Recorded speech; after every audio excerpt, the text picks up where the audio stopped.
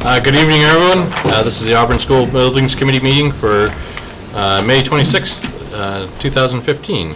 I'd like to start the meeting with everybody rise for the Pledge of Allegiance. Allegiance to the flag of the United States of America and to the republic for which it stands, one nation, under God, indivisible, with liberty and justice for all.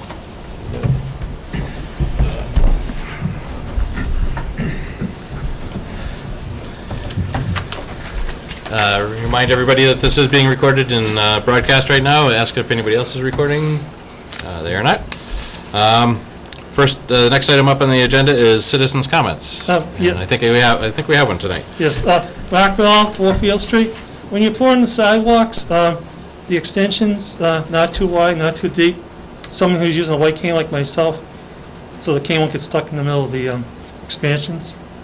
And tag type inside the building, outside, with the cane, so using the white cane.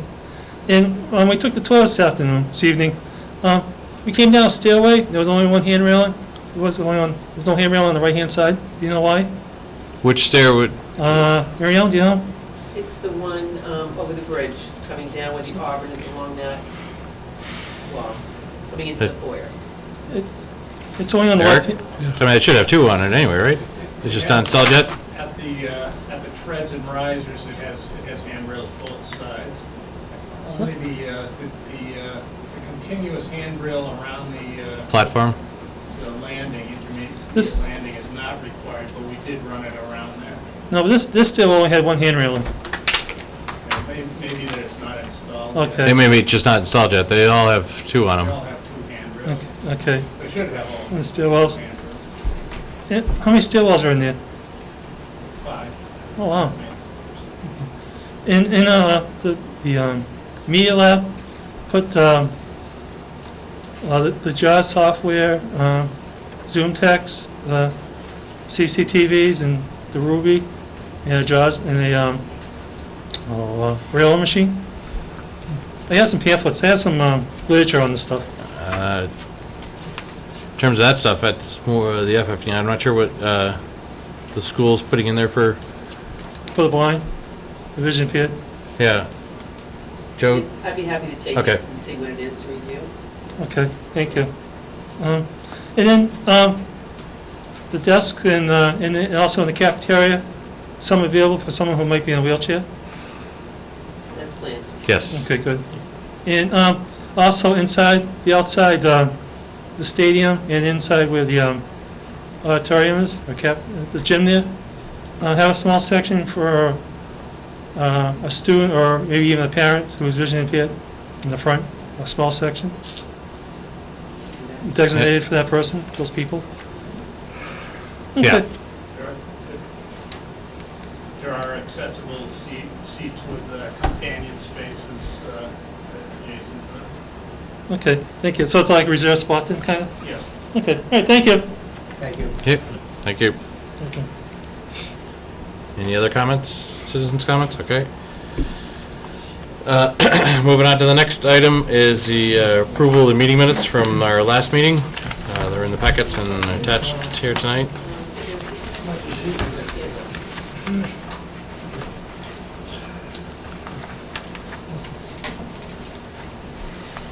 Good, thank you. Motion to accept as printed? Okay, have a motion to accept it. Do we have a second? A second from Mr. Fahey. Discussions, questions, concerns on them? All right, seeing none, all those in favor of approving these meeting minutes? Aye. All those opposed? Those are approved.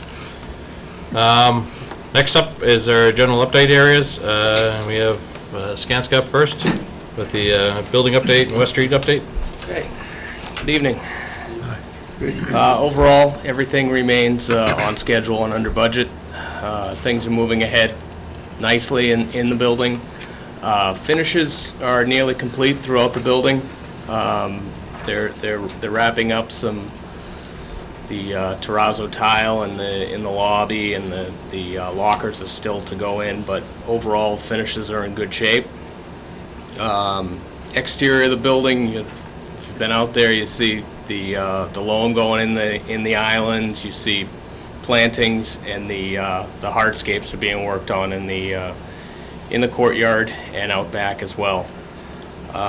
So overall, everything continues on schedule. We have about 6 weeks left to the substantial completion date on July 7th. We fully expect that we're going to meet or maybe do a little bit better than the first week of July, but everything's moving ahead.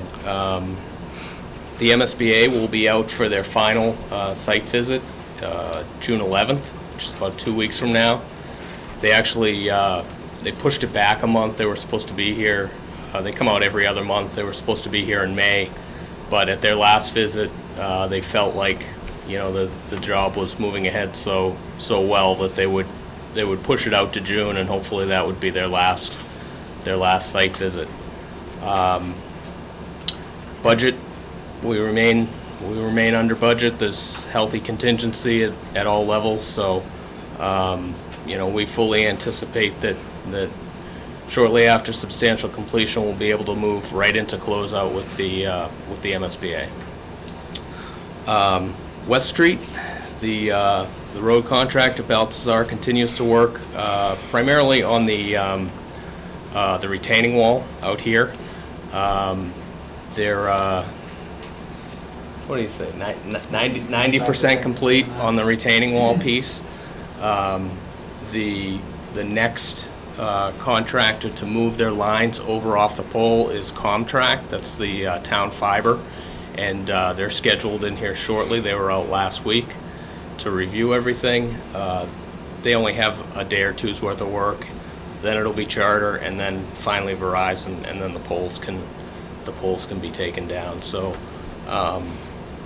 overall, road contractor hasn't had any issues. They have the duct bank in, the power switch over for this building, and also for the new middle school is May 30th.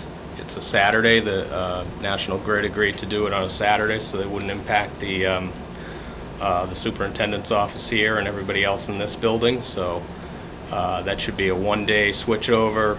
Fire department's aware. They're going to have a generator if needed to support the station, but overall, West Street is moving ahead. Any questions? Just one. The lockers, are we having the same company that we use for the high school? I don't know that. Who's the manufacturer of the lockers?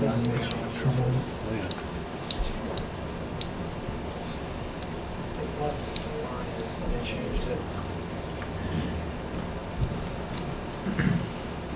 Just my take.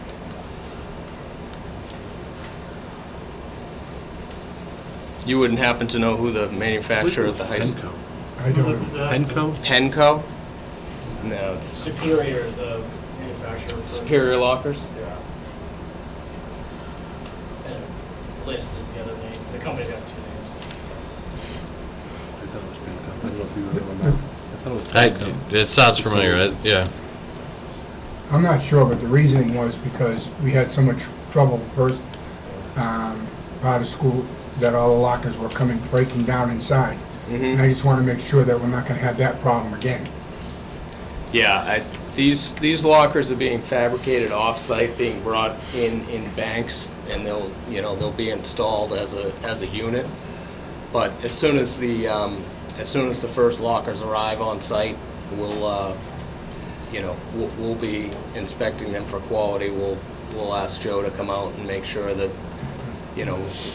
right off the bat, that they're acceptable. Okay, thank you. Any other questions? Anybody else? Oh, okay. Thanks, Neil. Next up, Eric with Lambert Pagano's updates. I brought a couple handouts to pass out. One is budget update, and the other is a technology budget update.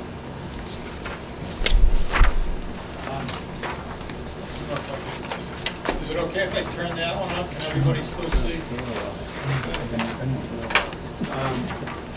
So I have a brief, I'll wait till everyone gets a copy of that.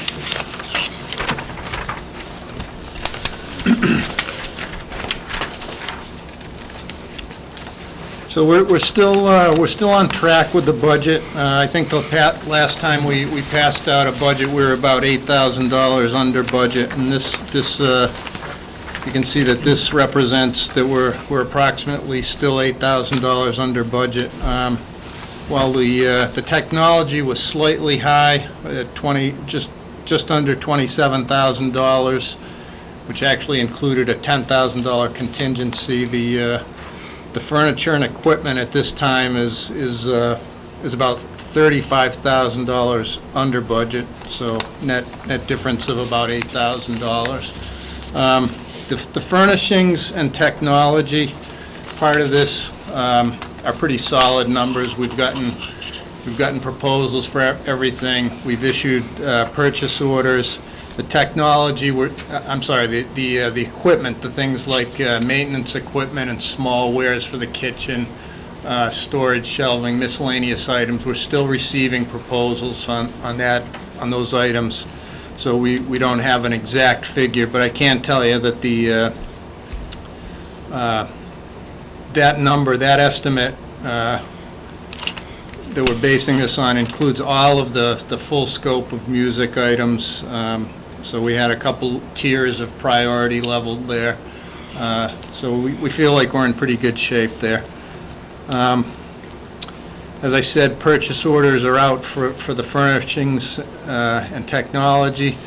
I have a quick PowerPoint just to show you, and this just shows some of the specified furniture. I'm not going to go through every piece, and I'm going to go through it kind of fast, but so if anybody wants to go back and see anything, just shout out, and these are we based our furnishing selections and colors on the color board. You can see underneath, this is our basic color board that you saw for the inside of the building, and we tried to select fabrics and colors that were in tune with that. With the approval of the district, we have, I think we've done a pretty good job there. I think people will be happy with what they see. Student desks and seating, this makes up a large part of the furnishings. This is a typical seat. It's got the sled base. It'll have the base of it was designed for the linoleum, so it's not damaging the floor. It's a very sturdy chair. It can also stack. You can take this chair, you can set it up on top of the desk, and it won't wobble around. It's pretty stable. These are our typical desks. They have a little compartment underneath, height adjustable. And this is a standing height desk. We're using both types in the room, also a higher chair. You can see this is another project that uses some of those standing height desks. You can see there. One of the things we're doing is for each space we're doing a little floor plan. So every classroom, every music room, art room has a corresponding floor plan that shows every piece of furniture, so that when it's all delivered, the people delivering it and the people receiving it will know exactly where that goes. It also gives us it's a good check for us, because it gives us a chance to see. You can see this green around the perimeter. Those are electrical outlets and data receptacles, so it's a good check to make sure that we have the proper coordination, so that we don't end up with a teacher desk in a place where there's no receptacles or anything. We have two types of teacher desks. We have this desk here, and then this is another unit that can be used separately, or it can be actually kind of pulled into that teacher desk, and can be used as a kind of a group meeting area. Again, typical small group furnishings. In the SPED areas, we have in the OTPT rooms and some other spaces, we have these mobile screens which can be set up, moved around. on casters, so they're portable and flexible. Sped life skills, you can see some of those here. And again, this teacher desk and other assorted furnishings. OTPT room, same thing. We've got these portable dividers here. More of the same tech shops. We have primarily stools in that location and work tables. We also have in the rooms that are dedicated for computers, for desktop computers, we have another type of table. It's got built-in wiring. In those spaces, we're using floor boxes, so the wiring will come up from the floor and feed the furnishings. So there won't be power poles or extension cords across the floor. It'll basically be individual groupings of cables coming up into the furniture and then running along this raceway. And in those spaces, we have slightly different workstation seating. And again, furnishings plan. This is a technology workshop. You can see the workbenches. These locations too, we have some electrical here, but instead of putting them in the floor there, those are pull-down electrical receptacles on reels, so they can be pulled down and used for multiple small crafts or power tools and that sort of thing. And this is one of the dedicated computer rooms, and you can see how the multiple desktops are set up in that location. And these small green circles are the floor boxes. This is that other view of the teacher desk with the mating table next to it, so that can be used either separately or it works with that table as well. And every classroom also has a kind of a teaching cart, and that'll have an assisted listening system, so that the teacher will have a little microphone on a lanyard, and they can speak, and there's a wireless receiver in there, and it picks up and amplifies their voice. We've very well liked in all of the schools we've done. The teachers appreciate that. In the seminar and workrooms in the media center, we've got some stackable seating, so it can be stored on these carts and moved away when it's not needed. And also these tables, we're using a lot of tables that can be folded and stored away, and it gives a great deal of flexibility to these spaces. Seminar rooms, we have a small one on the first floor, and then the typical teacher room, teacher workroom, one in each of the corridors. The media center, multi-use space, so we have both these tables and chairs. We have some wood bookshelves.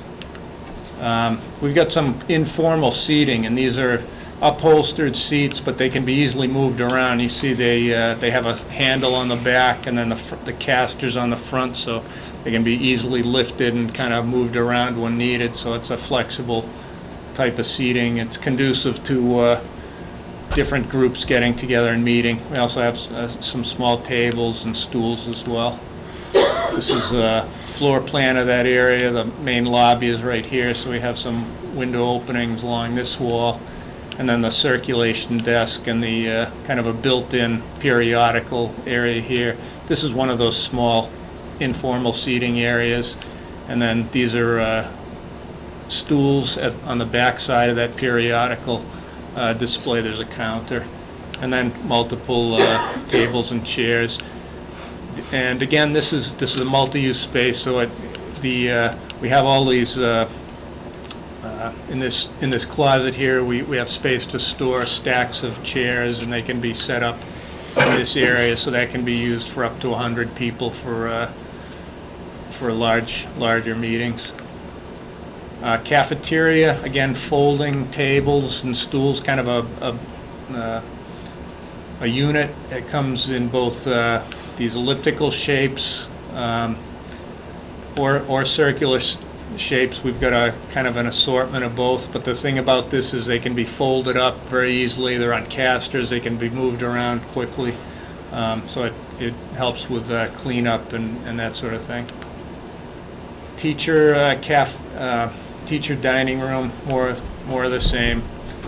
This is a chair with a keyboard tray. And again, the floor plan showing an assortment of these spaces. Conference room, again, built for flexibility. This is actually made up of 6 smaller tables with some integral data routing and power routing. Can be folded up when not in use.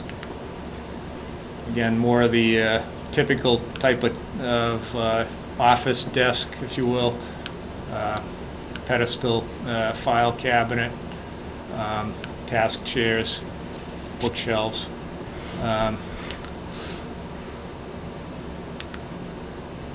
General office waiting area. You probably saw the main reception desk there. Files go here with a countertop on it. The rest of the office is pretty much standard across the board for the smaller offices, with a desk, visitor chair, some bookshelves, and a file cabinet.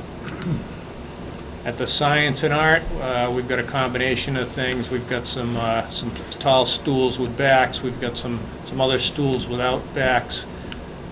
Heavy work tables for the art room.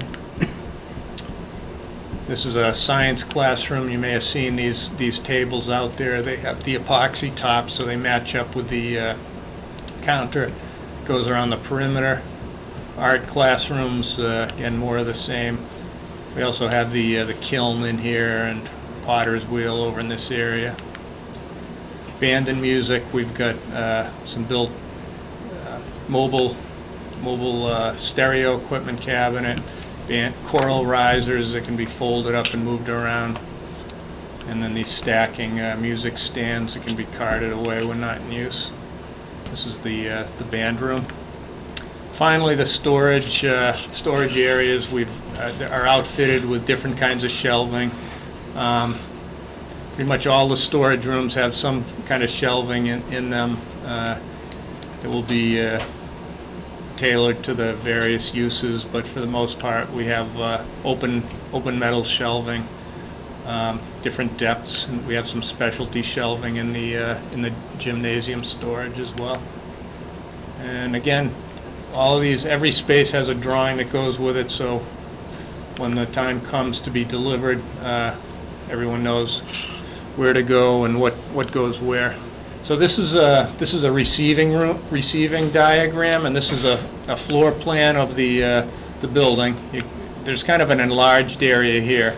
It obscures this wing of the building, but really what it does is it identifies for all of the vendors where they're bringing their furniture on come delivery day, so that instead of everybody showing up at once and going to the same entrance, they know where they're going. So there's different areas, receiving areas for different types of different vendors. So, things going to the OTPT room are going to come in down here. That's what's blown up here, and they'll know where to go from there.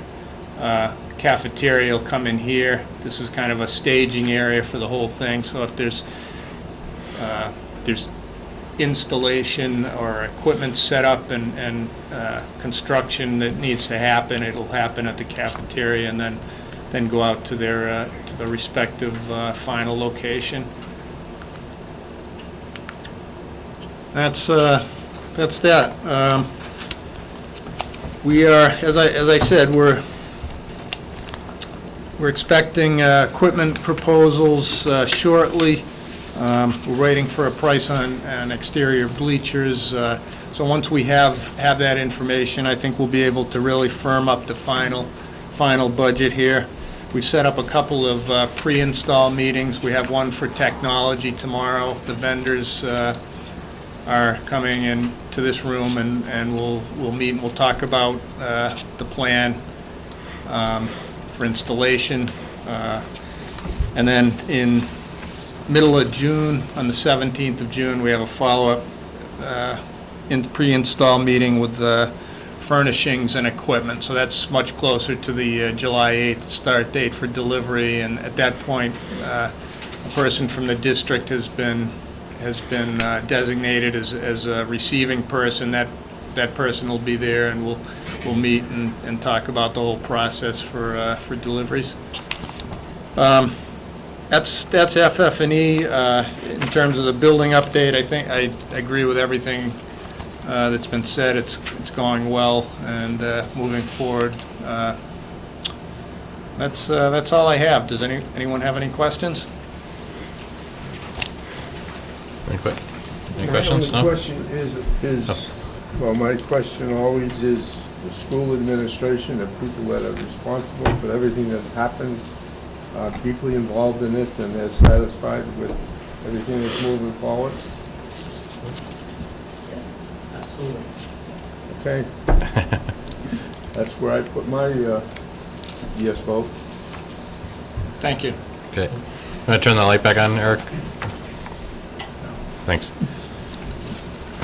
All right, next up is Fontaine with their construction schedule and... Hello. We're almost done. Real brief, just hitting on the high points. The landscaping's going on. You guys can probably see there's a lot of trees that got delivered last week. Sidewalks, the first pour was today. We got 2 more, and all those will be in. You can't really see it from the street side. The people who went on the tour saw it. All the seating walls in the courtyard and then on the field side have all been poured. So they're starting the pavers in the courtyard now, which kind of will wrap that whole area up together. The field itself is ongoing. They're just finishing up the base layer on that. Inside the building, finished carpentry. The casework is about 99% done. The millwork is probably about 95. They're just finishing up in the library or media center right now. Gym bleachers were just finished this week. The acoustical panels that are kind of throughout the building will be getting finished up next week. Tile, the only thing left is the terrazzo in the lobby, which is ongoing. They're probably about 75% done in there right now. They actually had the custom logo down, but then they covered it right up, so I haven't even seen it yet. But I'm assuming it looks good. The resilient flooring, they're going to be out of the A wing, which is kind of the academic side, by the end of this week, and they've started in the cafeteria, which is actually pretty complicated. There's a lot of radiuses and stuff for them to cut, so they'll probably be about a week to a week and a half in there, and then they just have the music room in a corridor, and they're out the door. Carpet install, they did the moisture mitigation for those areas this week, and the carpet is here. They'll be starting that either the end of this week or early next week, depending on the other trades ahead of them. That's really just the big picture for inside. Plumbing is essentially done. They have a couple connections in the kitchen to make. The HVAC guys are finishing their balancing right now and working with the commissioning agent. They've already started their kind of closeout paperwork, if you want to call it that. Electrical side, there's a couple of fixtures inside that were back ordered that just arrived, so those will be going in this week. Site lighting's going up. Neil touched on the power transfer on the 30th. So as soon as we get the power swapped over, that opens up the conduits for the telephone lines also, and then we'll start ringing out the fire alarm. We'll get the elevator rung out, so that'll be ready for inspection. Those are 2 kind of big milestones for us on that side. And that's really it from me. Anybody have any questions? Okay, thank you. Thank you.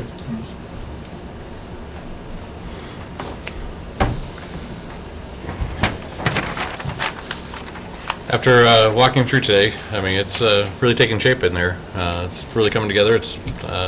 Lime Road's done a really good job, in my opinion, on the whole building. It's really, and I think the spaces are coming out. I know that Billy had a question about whether the administration's been involved, and they've been more than involved from way back in the beginning and stuff. And Lambert's done a good job to have extra meetings with them and meet with all their chair people and faculty and stuff, so that they, I think it's coming along really well. Of course, now the big challenge is the move.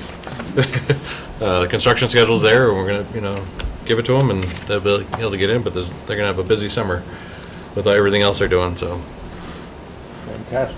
thanks to the whole team. All right, next, on to the, next item on the agenda is the review and approval of invoices. And you're all in the packages here, and we can get started. Mr. Chairman, I'd like to make a motion that we pay Skanska invoice number 1311838, PDS 1241938, dated 5/6/15, in the amount of $55,465. Second. All right, we have a motion and a second. Any questions, concerns? Seeing none, all those in favor? Aye. All those opposed? That's approved. I'd also, Mr. Chairman, like to make a motion that we pay Lamar Pagano Architects invoice number 12071504, dated 4/30/15, in the amount of $84,980. Second. Okay, we got a motion and a second. Questions, comments? Second. All right, all those in favor? Aye. Aye. All those opposed? It's approved. Mr. Chairman, I'd also like to make a motion that we pay Fontaine Brothers, Inc., application number 13, dated May 11th, 2015, in the amount of $1,627,324.82. Second. Mr. Chairman? Yes, sir. Did you say 800? 82 cents. 824.82? Because this says 320. 324. 1,627,000. 1,627, 324. Okay, you did say 3, I thought I heard 8. Sorry. Okay. All right. Any other questions, comments? All right, all those in favor? Aye. Aye. All those opposed? That's approved. I'd also like to make a motion, Mr. Chairman, that we pay Skanska relative to the West Street improvements, invoice number 13118381001241812, in the amount of $2,560. Second. All right, a motion and a second. Questions, comments? Seeing none, all those in favor? Aye. All those opposed? That's approved. And lastly, Mr. Chairman, I'd like to make a motion that we pay VHB relative to West Street improvements. Invoice number 0198802, dated April 24th, 2015, in the amount of $3,720.40. Second. A motion and a second. Questions, comments? All right, all those in favor? Aye. All those opposed? That's approved. Neil, nothing from Balthazar yet? On the, We haven't received, I had asked Bill Coyle before the weekend. I think their requisition timing is okay, lagging a little, so I suspect we'll see one next month. As part of the packets, there was some bills added today from Attorney Hennigan's office, and these are the old land taking bills. They weren't in the original package that went out. There's a note on the top of here for $7,012.50. The backup that's provided adds up to $3,037.50. okay, we weren't going crazy then. And I think the rest of it is the actual land taking cost, but I'd have to confirm that. We're gonna have to go back, because I know we've already approved one bill the payback to the town on land acquisition and stuff for the original, and, I mean, this, I think this is what, West Street takings? This is not Yes. the, Yeah, this, all right, this is all West Street takings and the warrants for the town meeting and everything? yeah, because these, But we don't, I mean, I don't know where the, I mean, I know, we got the town ledgers on here that say $7,012.50, but the backup doesn't make it. yeah, it's only $3,037.50, and Ben and I during the meeting, because we just got these this afternoon. Okay, so, Um, right now, we'll just go back, we'll send it back to Ed and ask for more backup on it or whatever, and Yeah, then process it? I think it may, I think the delta may be the actual payments to the abutters, but we can confirm that tomorrow morning. Okay. And we'll bring it back the next meeting. It's all listed as legal. Legal. Yeah, Maybe, confusing. it would be about in the right range It's, on the easement payments and stuff. yeah, it's very close. Ben and I were adding it up, and that's what I suspect it is, but without the backup, I don't want to, Okay. I don't want to guarantee that that's the cost. Okay, We'll confirm that tomorrow with Howie and Ed, and bring it back in front of you. okay, Thank you. sounds good. Next meeting. Next item, just other items. If anybody has other things that they need to bring up, want to bring up, discussions? At the moment? No? Okay. Then we have to schedule the next meeting.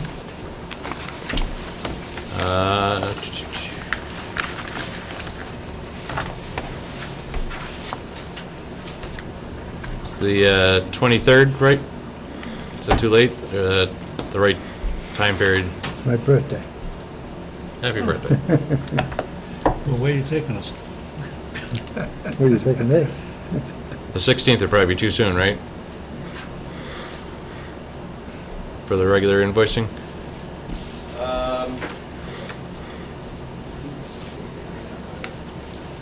We can do the 16th, either one.